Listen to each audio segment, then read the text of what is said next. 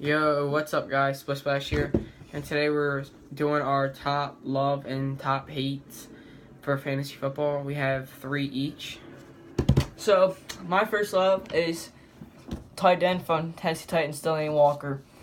Last few years for fantasy football, I've had Delaney Walker, and other than Gronk, Kelsey, and Olsen, I really don't trust anyone else at the tight end position. Like Eifert, I don't trust. Rudolph, I don't trust. He's a good late 10th round pick for your tight end. Averaged 11 points last year. He had big games, 27, 21. Puts up only like 50 yards per game, but more than 75% of the game he's putting up a touchdown. So he's putting up those 15, 12 point per games every week. The Titans don't have that good of a receiver core. They have Eric Decker and Kendall Wright. Marcus Mariota is a great young quarterback, so he's not going to be looking at his receivers too much. Delaney Walker is a big target to hit, and he's going to go to him a lot during the year. So next, I have quarterback Andy Dalton, which may come as a surprise to some people, but people didn't really notice. He actually was the quarterback 12 last year for ESPN and NFL scoring. He had a lot of decent performances, like a lot of 15-point performances. But if you think, he was the quarterback 12, and that was without AJ Green, Tyler Eifert, or Giovanni Bernard, which all 3 were pretty much hurt the entire year. Now this year, coming into the season, he has all 3 healthy, plus the acquisition of Joe Mixon, which some people think it may hurt him, but I think it might help him because they might stack the box a little more and give him more passing lanes. So I think he's going to be good. And also, he has the easiest schedule out of any quarterback. Mostly it's his division. He has to play the Browns twice, Steelers twice, and Ravens, which all 3 really don't have that great defenses, along with playing some other bad defenses. I think he's going to be a solid quarterback, and I have him as a top 7 option this year. So yeah, moving on to the next one. So my love would be Jay. With the acquisition of Jay Cutler, they're not gonna be big on passing. Jay Cutler isn't a big name quarterback anymore. They don't got crazy good receivers, so not gonna be passing the ball that much. They don't even have a tight end that's a big name. Jay was number 10. At number 11, running back last year, averaging 13 points per game. And he wasn't even the starter for the first 4 games.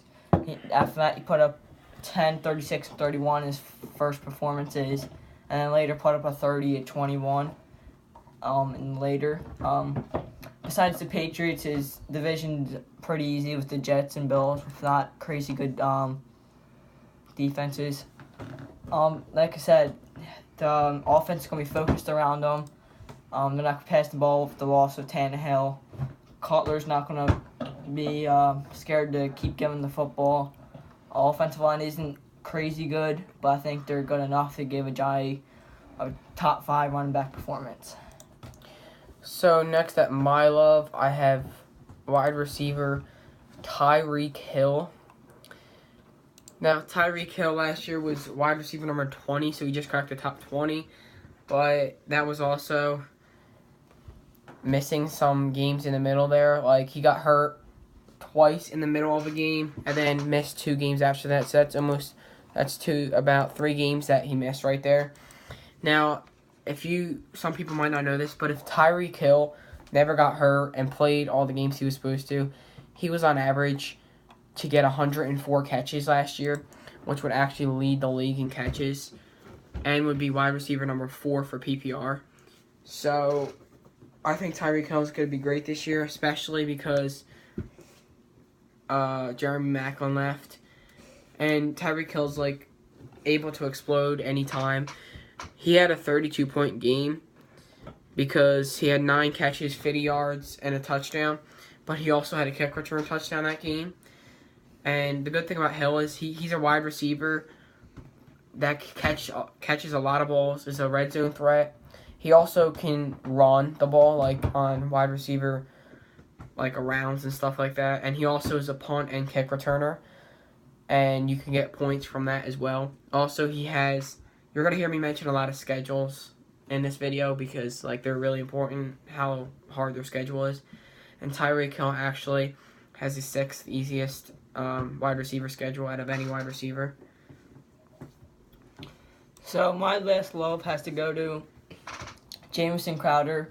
Last year in the first 12, 13 weeks, he had a great season, averaging about 15 points per game. But towards the end, he got hurt and only had a 5, 4, a 1, and a 3. Put him at the 29th receiver. Especially coming out of nowhere, James Crowder wasn't a big name at all. Came out 29th receiver in the league. Averaged 12 points, even though he had that 5, 4, 1, and 3 towards the end of the season after his minor injury.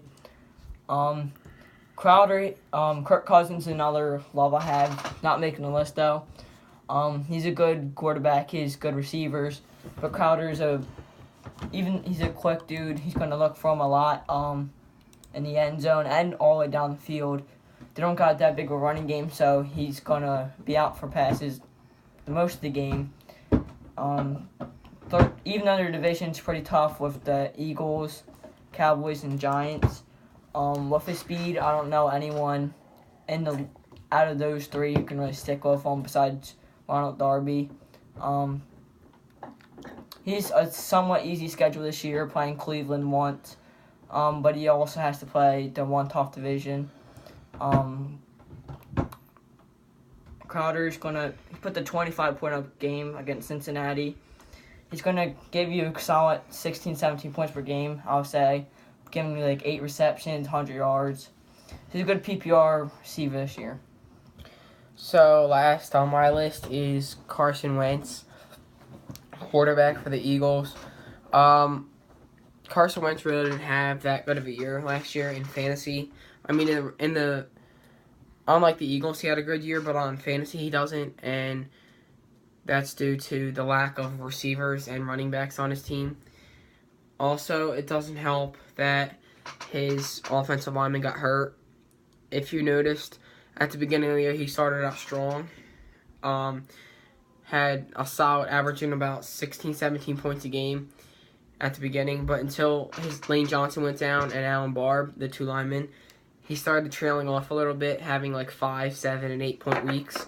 But then when they came back, he had an 18-point game. I think that he's going to be great this year, considering that he got Alshon Jeffrey, Torrey Smith, and Nelson Aguilar's looking a lot better in camp. So they also have their entire O-line healthy, and their projected offensive line right now is the 5th in the league. Like, they're projected to have the 5th best offensive line. They also brought in LeGarrette Blount, who's going to take some pressure off of Wentz, who's also a really good pass blocker. And the Eagles don't face that great passing defenses. The defense in their division aren't really that great at passes. So, yeah, he should be great. So now going to our hates. My first hate this year is Isaiah Crowell. One big thing is he's on the Cleveland Browns. No one on the Cleveland Browns is really going to do much. He did have a pretty good year with the 14th running back, but this year I think it's going to drop. Offensive line's not that good at all. They brought in Kenny Britt, so now they're going to pass him more. Even though they lost Terrell Pryor, Kenny Britt's going to get a good amount of receptions. Crowell, I just don't have that much faith of where he's going in the draft, the 3rd, 4th round. He's not going to put crazy numbers up. He might put up 8, 9 points per game, but he's not going to be a star everyone thinks he's going to be. So, the next player, the player on my hate list is actually Dez Bryant, who I just don't think he's going to be that great. And I really don't it blows my mind, really, how he's going in the 2nd round. His average draft position used to be 2nd round, pick 10. Now he's going 2nd round, like pick 4, which is actually like blowing my mind on how people pick this guy that early. If you haven't noticed, he hasn't played in the past 2 years, and he hasn't played 16 games in the past 4 years. So I don't know why people draft him in the 2nd round when you're definitely not guaranteed that he's playing. And even when he does play, he's always injured, and you're really relying on him getting a touchdown, because if not, he doesn't get you that many receptions at all. His most receptions last year were 7 in one game, and that happened once. Most of the time he's giving you 4 or 5 receptions, which in PPR that really sucks. So last year he had missed a lot of games. He had 3 100-yard games, and unless he was getting you touchdowns, he really wasn't good. Also, the Cowboys have a really, really tough schedule this year. Like, just in general, their whole schedule is really tough. I think that Dak Prescott is not as great as people think he is, and the Dez Bryant we seen with Tony Romo is going to be a lot different, because now we have Dak Prescott, who's not as good, I don't think, as Tony Romo. So, yeah. So my second hate has to go to Jarvis Landry. Last year was the 13th receiver, but I feel like he's going to drop. With the, like I said, I love J.J. because of their QB situation. Jay Cutler's not gonna be a good passer. Even Jarvis Landry's a good receiver.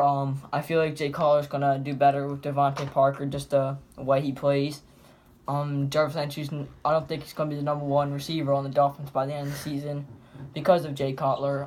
He's probably gonna be maybe a solid late number 2 receiver, number 3 receiver if you're doing 3 receiver league. But he's not going to put up the crazy 14, 15 point per games for some few 20 plus. He might give those 14, 15 as their max, but I feel like he's not going to do great because of Cutler. Cutler's worn down. He's not going to go crazy anymore. Jarvis Landry's going to drop to not that many receptions. Good J.J. is going to take over the ball. So now, as my other hate, I have Ben Roethlisberger. Now, this comes down to mostly 2 things. That's one is his injuries, and that's like a big part. According to Sports Injury Predictor, he actually has the highest risk of getting hurt out of any quarterback in the NFL right now, which is really bad. You really don't want that on your team at all. When he plays, he's good, but I mean, the other thing, there's 2 things, and the other thing is he really only plays good at home. Like, it's really, like, shocking if you look at his stats, like, what he does on the home compared to in the road. Like, it's crazy. At home, like, last year, at home, he had a 34-point game, 29-point game, 22, 20, and then on the road, he had a 6-point game, an 8-point game, a 2-point game. I mean, the dude just really sucks on the road. Unless, the only way I could ever see you picking him is if you pick him and then you pick another guy up and you only start Roethlisberger when he's healthy at home. Other than that, I would never pick him. So my last hate this year is Todd Gurley. Not lately, but for the season he's been in the league, he hasn't been a big star everyone thought he was going to be. He's only the 16th running back, so he's in an 8-person league, he was the worst number 2 running back in the league. So where he's going in late 3rd round, early 4th, I don't feel like he's going to put up the numbers that Spencer Ware is going to put up compared to him. He only had 120-plus game. It was 21 points against Tampa Bay. It's not that good run defense. He had a 5-7, another 7, 5-4. So those games, he's not going to, against good defenses, can't do good. He has a pretty easy schedule this year. He might do okay against those bad teams, but once he goes against, like, Seattle, he only had 4 points against, he's gonna get scared, because he's how young he is, he's not used to it, and he's not gonna put up those big numbers. Rams are just not good in general. He's not gonna go crazy in the 3rd round. Maybe 6th, 7th round is where I will put him. If anything, I don't trust him with my 3rd and 4th pick when I can get someone better, maybe even a quarterback that early. So next on the list we have, last on the list we have Sammy Watkins. As you may know, he recently got traded. He used to be on the Bills. He recently got traded to the Rams, which is actually a really big part of why I have him on here. He used to be going in the 2nd round, which was even a little too early when he was on the Bills. But then he got traded to the Rams, and they only moved him down to the 4th round. He's going early 4th, which is just unbelievable. The receivers that are going there are way, way better than Sammy Watkins. A big part of why I don't like him is his draft position. Going in the 4th round for somebody that has one of the highest risks of getting injured out of any receiver in the league. He's young. We've only seen him do good for 1 year. He was hurt all last year. His foot may have not healed. And he's on the Rams. Jared Goff absolutely sucks. He's not good. Unless they bring in somebody else to pass. Sammy Watkins is never going to do good with him. They have Todd Gurley, who's going to get a lot of handoffs. Their offensive line sucks. They have no other receivers to help them out. They're going to have to face some scary defenses like Seattle. I just don't think it's a good situation at all for Sammy Watkins, and I would probably never draft him. So that's going to do it for today's Love Hate. If you want to see another fantasy football, just drop a like. Be ready on Sunday or Monday. There will be our fantasy football draft, so be ready for that. If you do want to see another video like this, our sleepers probably will be our next video. Be sure to drop a comment and like, and I'll see you guys next time. Peace.